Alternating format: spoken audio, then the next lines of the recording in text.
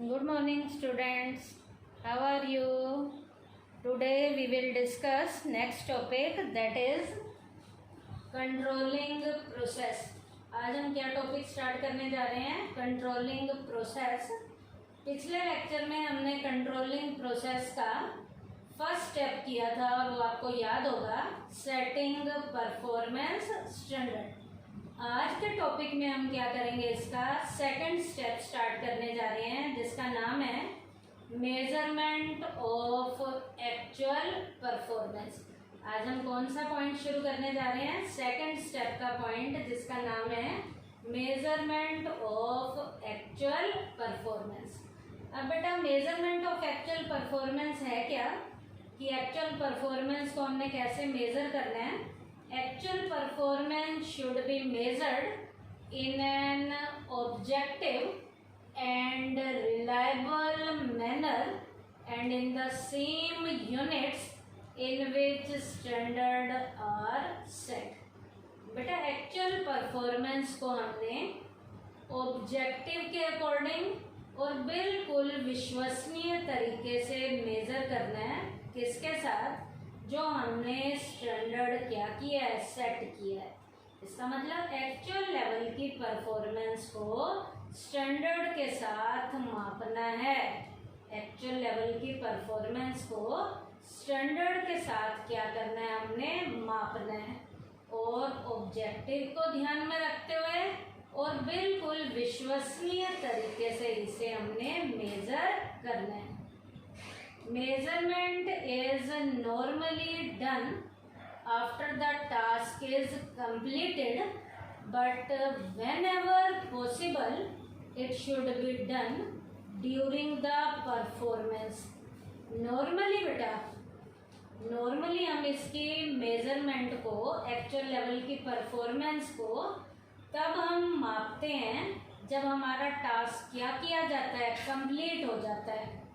जब हमारा task complete हो जाता है, नॉर्मली हम एक्चुअल लेवल की परफॉर्मेंस को तब मेज़र करते हैं. लेकिन बेटा यदि पॉसिबल हो सके तो परफॉर्मेंस को बीच बीच में भी जाकर क्या किया जा सकता है, मापा जा सकता है. In this progress can be measured in both situation. अब बेटा जो हमने प्रोग्रेस को मेज़र करना है, दोनों सिचुएशन में हम प्रोग्रेस को मेज़र कर सकते हैं. कैसे? First, when the work is in progress it should be ascertained through the medium of supervision whether the work is progressive at a good speed और not, so that in case of negative result corrective action can be initiated immediately to avoid any fast या further loss to the remaining work. बेटा काम के दौरान यदि हम progress को मापें तो यहाँ पर हम एक सुपरवाइजर के जरिए प्रोग्रेस को माप सकते हैं, ताकि काम के दौरान काम की स्पीड उतनी है या नहीं है, या और भी कुछ हमने मेजर करना है तो वो भी हम काम के दौरान हमारा सुपरवाइजर चेक कर सकता है. ताकि बेटा यदि कहीं भी कोई नेगेटिव डेविएशन आ रहे हैं, कहीं भी कोई नेगेटिव डेविएशन आ रहे हैं और नेगेटिव डेविएशन का लॉस होने वाला है, तो यहाँ पर उस लॉस को पहले से ही प्रोग्रेस को मेजर करके नेगेटिव रिजल्ट के कोरेक्टिव एक्शन लिए जा सकते हैं. और उस लॉस को जो होने वाला था, उस लॉस को हम क्या कर सकते हैं, इमीडिएट लेवल पर अवॉइड कर सकते हैं. तो ये तो था कि प्रोग्रेस के दौरान ही, जब काम हमारा प्रोग्रेस में चल रहा है, तभी उस काम का क्या किया जाता है, मेजरमेंट किया जाता है. तो इस मेजरमेंट में कहीं भी कोई नेगेटिव डेविएशन आते हैं तो टाइमली उनको दूर करके कोरेक्टिव एक्शंस के जरिए उसके नुकसानों को यहाँ पर इमीडिएट लेवल पर अवॉइड किया जा सकता है. Second, when the whole work has been completed. In this case, corrective action in case of negative result can be taken for future work, which means that the order that has been caused cannot be compensated. अब बेटा यहाँ पर जो loss हुआ है, क्योंकि काम को कंप्लीट करने के बाद प्रोग्रेस को चेक किया जा रहा है कि काम योजना के अकॉर्डिंग हो रहा है या नहीं हो रहा, स्टैंडर्ड के अकॉर्डिंग हो रहा है या नहीं हो रहा। अब बेटा काम पूरा कंप्लीट हो चुका है, कहीं भी कोई नेगेटिव रिजल्ट आ रहे हैं तो लॉस को यहाँ पर अवॉइड इमीडिएट लेवल पर नहीं किया जा सकता। क्यों? क्योंकि लॉस को कम करने के लिए यहाँ पर जो नेगेटिव रिजल्ट आ रहे हैं उसकी कार्रवाई को करने में टाइम लगेगा। क्यों? क्योंकि पूरा का पूरा काम हमारा क्या हो चुका है, कंप्लीट हो चुका है। तो सेकंड में ये नुकसान है, पूरा काम खत्म होने के बाद जब काम की जांच पड़ताल की जाती है, परफॉर्मेंस को मेज़र किया जाता है, तो नेगेटिव रिजल्ट आने पर जो लॉस है उसको कंपनसेट जल्दी नहीं किया जा सकता। क्या? When the whole work has been completed, in this case, corrective action in case of negative result can be taken for future work, which means that the loss that has been caused cannot be compensated. बेटा ऊपर वाले में काम के दौरान ही supervisor check कर रहा है और कहीं कोई नेगेटिव रिजल्ट आ रहे हैं तो लॉस को इमीडिएट लेवल पे हम कम कर सकते हैं, लेकिन यहाँ तो काम के पूरा होने के बाद काम की चेकिंग हो रही है, तो यहाँ पर कहीं भी कोई नेगेटिव रिजल्ट आ रहे हैं तो उसके लॉस को इमीडिएट लेवल पर यहाँ पर कंपनसेट नहीं किया जा सकता। उसके बाद बेटा कुछ फैक्ट्स अब आपको मैं बताऊंगी कि एक्चुअल परफॉर्मेंस को मेज़र करने के लिए जो हमने अपने दिमाग में रखने हैं ताकि एक्चुअल लेवल की परफॉर्मेंस को अच्छे से मेज़र किया जा सके। The following facts should be kept in mind while measuring the actual performance. Actual level की परफॉर्मेंस को मेज़र करने के लिए कुछ फैक्ट्स हम अपने दिमाग में रखेंगे, वो नीचे दिए गए हैं। कौन कौन से फैक्ट्स हैं? जिन फैक्ट्स को ध्यान में रखते हुए हमने एक्चुअल लेवल की परफॉर्मेंस को मेज़र करना है वो क्या क्या है? First, the figures regarding work progress should as far as possible be completely true. Work की प्रोग्रेस को मेज़र करने के लिए जो भी फिगर्स होंगे वो जितना भी पॉसिबल हो सकता है वो बिल्कुल कंप्लीट लेवल पर हमने ट्रू लेने हैं, सत्य पर आधारित लेने हैं। उनमें कोई भी हमने गलत लेवल का हमने जो है फिगर नहीं लेना। आंकड़े बिल्कुल सत्य पर आधारित होने चाहिए, हमने झूठे वाले कोई भी आंकड़े नहीं लेने। क्या पॉइंट है? Figures regarding work progress should as far as possible be completely true। आंकड़े जहाँ तक पॉसिबल हो सके वर्क की प्रोग्रेस के बिल्कुल सत्य होने चाहिए, झूठ पर आधारित नहीं होने चाहिए।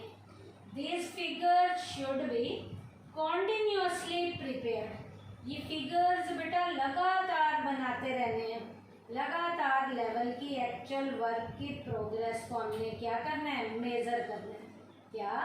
Figures should be continuously prepared. लगातार लेवल पे फिगर्स को हमने क्या करना है? बनाना है। Third, the standard for measuring progress should be same as were adopted at the time of determining standard.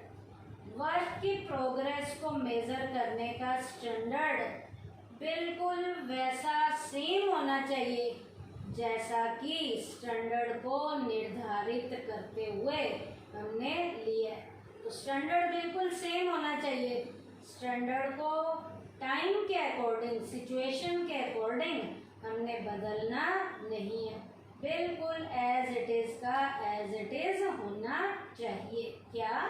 Standard for measuring progress should be same as were adopted at the time of determining standard. उसके बाद है progress measuring system should be quick to point out deviation.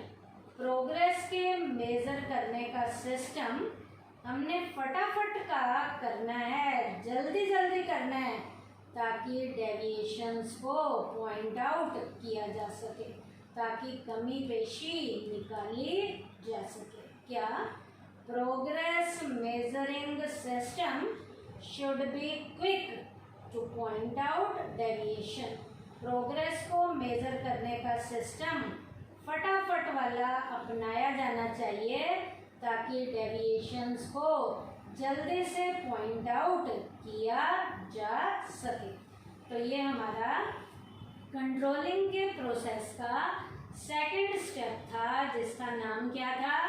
Measurement of actual performance. अब बेटा controlling के process का third step क्या है? Third step comparison of actual performance with standard. अब हमने क्या करना है? एक्चुअल लेवल की परफॉर्मेंस को स्टैंडर्ड के साथ हमने कंपेयर करना है। At this step actual performance is compared with the standard and deviations are found out. अब बेटा एक्चुअल लेवल की परफॉर्मेंस को जब हम स्टैंडर्ड से कंपेयर करेंगे तो हमें कमी पेशी के बारे में पता चल जाएगा कि क्या कमी पेशी आ रही है। Deviations can be of two types. Deviation दो तरीके के होते हैं। फर्स्ट है नेगेटिव डेविएशन और सेकंड है पॉजिटिव डेविएशन। नेगेटिव डेविएशंस क्या होते हैं बेटा? आप सबको पता होना चाहिए।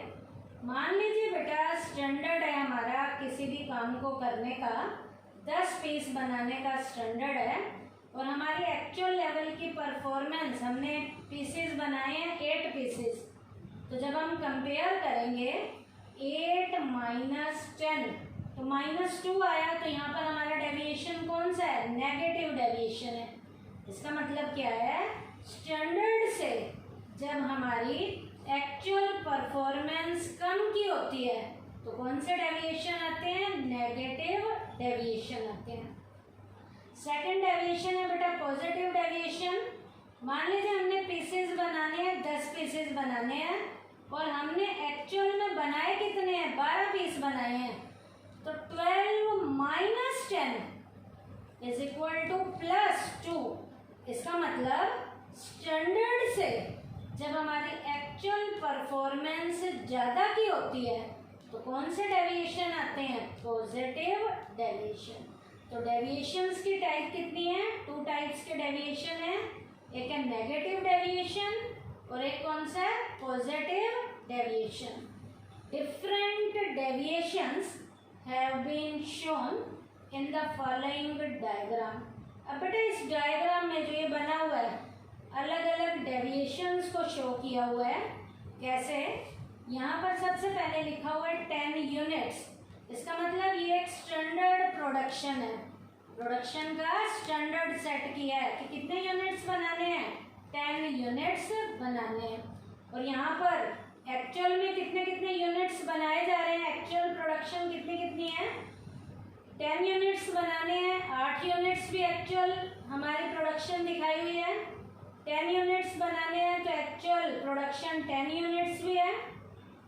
10 यूनिट्स बनाने हैं और एक्चुअल प्रोडक्शन हमारी कितनी भी दिखाई हुई है? 12 यूनिट्स भी दिखाई हुई है।